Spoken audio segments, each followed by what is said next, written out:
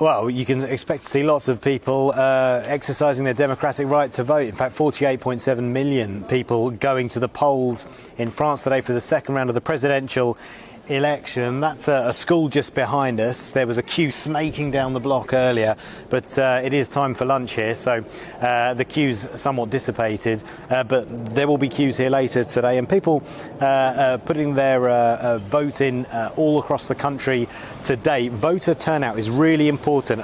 It's 72% is the expected turnout, which is low by French standards. We've just had this in from the French Interior Ministry. The turnout so far at midday, 26.41%. Now that is 1% higher than at midday in the first round when everyone went to the polls. That is 2% lower than this time 5 years ago. So it's there or thereabouts at the moment, but the projection is that voter turnout will be low, and the reason is because more than half the French electorate voted for the far left or the far right and not Emmanuel Macron in the first round. Now the choice is Emmanuel Macron or Marine Le Pen, who many people consider to be on the far right. So some people are saying they're going to spoil their ballot. Some people are saying they're not even going to turn up to vote. It's going to be crucial, of course, if the lower the voter turnout is, then the more chance that gives Marine Le Pen victory. The polls are open until 8 o'clock local time, 7 p.m. UK time. Marine Le Pen is, she will be, her campaign team will be in one of Paris's two parks, waiting the results when the exit poll comes through at 8 o'clock. Emmanuel Macron will be beneath the Eiffel Tower, and it'll be interesting to see what he says, because even if he does win, the expectation is that the margin of victory will be a lot less, and that there will still be a lot of work for him to do, especially with the French parliamentary elections, the National Assembly elections, which happen here in France in a couple of months' time. And of course, the expectation is that his party will not have a decent majority in Parliament when that happens. So he's going to have to work with other parties to get his legislation through for the next 5 years. So challenges ahead for Macron, even if he does, as expected, if he is victorious. Yeah, I think most people do expect Macron to win, but it's the scale of that win I think people will be watching very closely. How much is he able to beat Marine Le Pen by? Because, of course, France is a very divided place at this present moment in time, and it's interesting to hear you say that some people are thinking about spoiling their vote or, heaven forfend, in France, not coming out to vote at all, which is quite incredible, isn't it?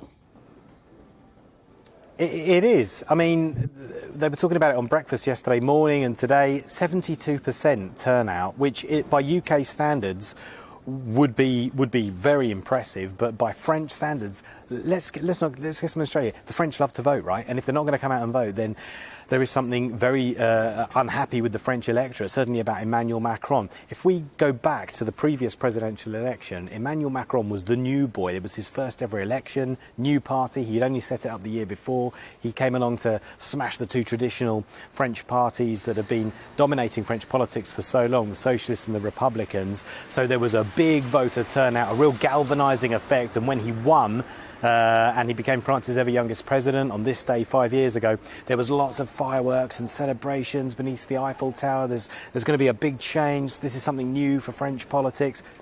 A lot of people in the last 5 years have become disenfranchised with Emmanuel Macron. They say the changes he promised haven't happened. They've been very unhappy with, on the left, with some of his economic policies, which are perceived to be right-wing, to be pro-business, and that is why a lot of left-wing support has drained away from his campaign, and it's why this time round he is expected to win, but the margin of victory is expected to be far, far less.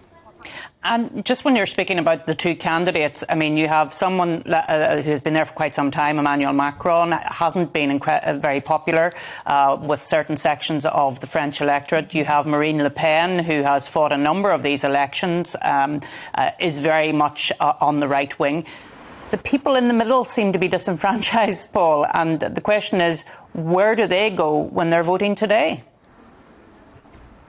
Well, exactly. That's the key question, Arlene. 30% of people in Paris voted for Jean-Luc Mélenchon, the far-left candidate, and he came a very, very close third in the first round of the election. Now, clearly, there is a significant number of the French electorate that find Jean-Luc Mélenchon appealing, and indeed his party is expected to play a key part in the French Assembly elections, which happen in 2 months' time. And that will dictate who is the Prime Minister. The Prime Minister leads the government.